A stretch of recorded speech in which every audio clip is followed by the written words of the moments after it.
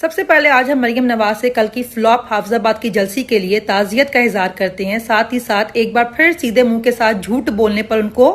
مبارکباد پیش کرتے ہیں، اور دل کی گہرائیوں سے آج ہم آپ کو خراج تحسین پیش کرتے ہیں اور آپ کا شکریہ ادا کرتے ہیں،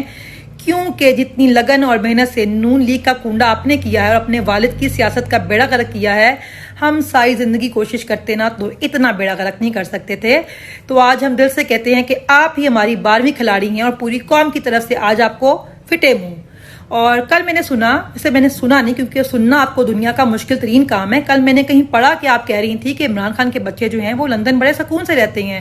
تو بی بی عمران خان کے بچوں کی والدہ لندن رہتی ہیں، تو بچے اپنی والدہ کے پاس رہتے ہیں، اور عمران خان کے بچوں کو اور ان کی والدہ کو سیاست کے اندر کوئی انٹرسٹ نہیں ہے۔ لیکن پہلے مجھے آپ یہ بتائیں، آپ کی ماں یہاں پیدا ہوئی، آپ کا باپ وہ جو گوال منڈیا کا انقلابی ہے وہ ساری زندگی پاکستان کے اندر گٹروں کے ڈھکن چوری کرتا رہا، لیکن آج اس کے بچے باہر کیوں بیٹھے ہوئے ہیں؟ وہی آپ کے دو موٹے موٹے بھائی جن کے بارے میں آپ نے کہا تھا کہ وہ تو برطانوی شہری ہیں، ان کے اوپر پاکستان کا قانون لاگو نہیں ہوتا، اور آپ کے والد محترم بیماری کا بہانہ بنا کر پاؤں پکڑ کر معافیا مانگ کر 4 سال علاج کے لیے افغانستان کے بارڈر پر چھولے تو نہیں لگاتے رہے، آپ کے والد بھی علاج کے لیے لندن ہی گئے تھے 4 سال کے لیے، اور جا کے رہے بھی لندن کے ان فلیٹس میں تھے جن کی رسیدیں وہ آج تک پیش نہیں کر سکے ہیں، اور آپ بھی اپنی چھوٹی چھوٹی سرجریز کروانے کے لیے لندن ہی جاتی ہیں، اور وہ جو آپ کا بیٹا جس کو بھی ریسنٹلی طلاق ہوئی ہے وہ کون سے والے ملک میں رہ رہا ہے؟ تو پلیز اپنے منہ سے صبح دوپہر شام عمران خان مت کیا کریں، اور اپنے پٹواریوں کو آپ اور طریقے سے بیوقوف بنا سکتی ہیں، جیسے کہ آئی لو یو بول کے۔